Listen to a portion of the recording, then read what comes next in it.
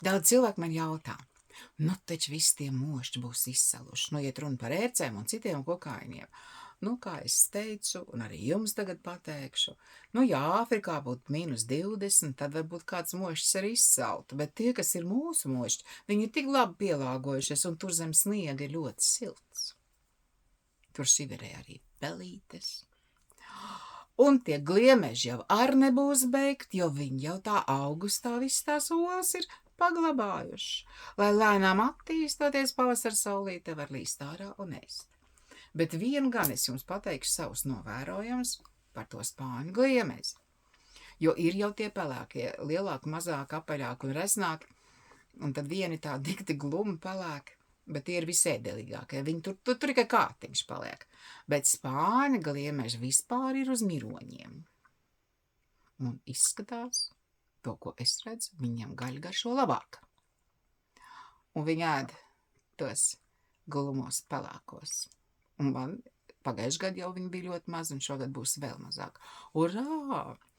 Es jau saku, vienmēr kaut kur ir kāda jēga, kāds labums. Tāpēc nevajag taisīt lielu jēzgu, un nepavēlti ir teiciens liela brēka, maza vilna, jo pasaulē tāpat vien nekas nenotiek. Vienmēr kāds kādu apēd. Nu jā, bet bērnus arī nemāciet lūdzu krist ķīponī, kad samin gliemes. Jo mēs cilvēki arī ēdam gaļu. Nu, ēdam taču. Un brīžiem pat pa daudz. Vai ne?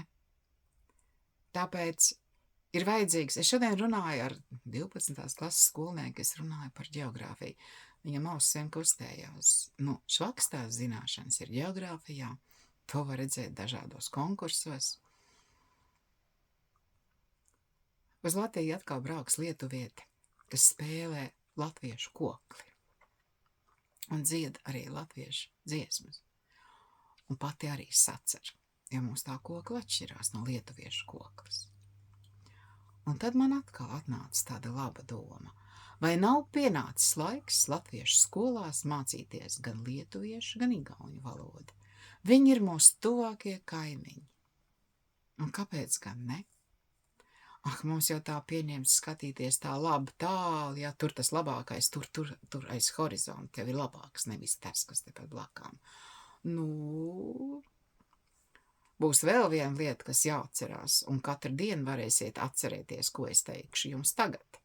Ir lietas, ko mēs nevaram un nevarēsim atļauties. Tātad to nemaz nevajag. Bet ar kaimiņiem labi satikt. Bet runāt, ka tur lietuviešiem tas un igauņiem tas, vispirms tā nemaz nav. Daudz lietas ir tikai blēņas un pasakas. Katrai zemē ir savas grūtības, un tā kā mums Baltijai ir šīs padomlaika rēgas tepat aiz muguras, un no tā rēga ir jātiek vaļā, un mēs ne ar ko neatšķiramies no lietuviešiem un igauņiem. Nu jā. Visi mēs esam cilvēki. Vēsture mums ir ļoti kopīga, pārbaudījumi ļoti kopīgi. Arī Baltkrievs sūtīja uz Sibīriju. Ukraiņus vispār nīcināja ārā. Ja par Ukraiņiem, nu taču ir 4 gadi karam.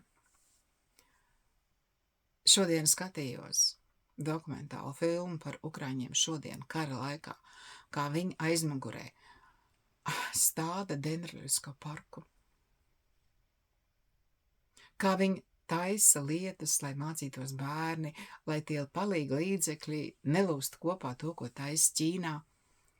Un kad sapratuši, ka to apmeklējot to turista vietu, tos suvenīrus var ražot Ukrainā, nevis pa lētu naudu Ķīnā, kas ir vienreizēja lietošanai. Un tas arī pasaulē būs jāsaprot, ka viss ir jādara pašiem. Kad gal galā būs jāstrādā. Bet jāstrādā gudri un ar prātu. Un par darbu cilvēkiem būs jāmaksā. Kāpēc mēs esam šodien tur, kur mēs esam? Tāpēc, ka mums ir bijuši un vēl tagad ir uzņēmēji, kas nemīl maksāt par darbu, kas neciena darba darītāju, ar augstprātību. Pašvaldību vadītāji tādi ir vēl šodien. Viņi jau vairāk nav pelnījuši.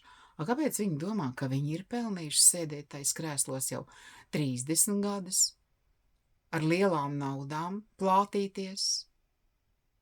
Nu, redziet, viņi nezina vienu lietu, ka pavēlt šai pasaulē nedod neko. Un agru pa vēlu par visu ir jāmaksā. Labāks smags darbs jaunībā, tad vecumā ir vieglāk, bet traki ir tad, kad viņi vecumā maksās. Un maksās. Atā!